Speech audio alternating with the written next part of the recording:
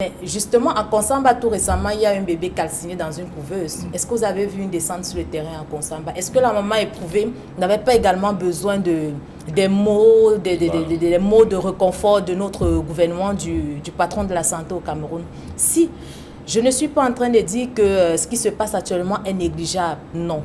Ce que je veux dire, c'est que en réalité, ça pose un problème de crédibilité au niveau de notre contexte sanitaire. En 2012, on se souvient de l'affaire Vanessa Tchatchou à Yaoundé.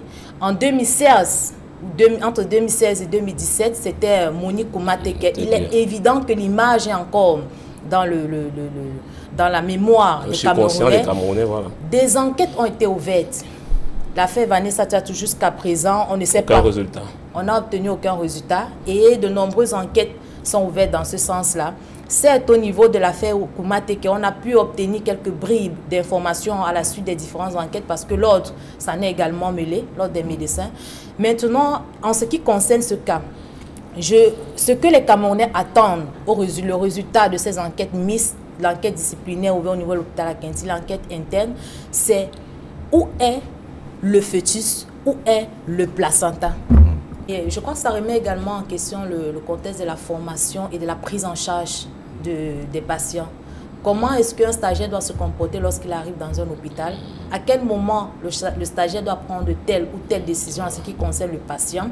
Et en ce qui concerne également la prise en charge, puisque le slogan du ministère de la Santé, la plupart des hôpitaux, slogan qu'ils épousent tous, c'est des passion first.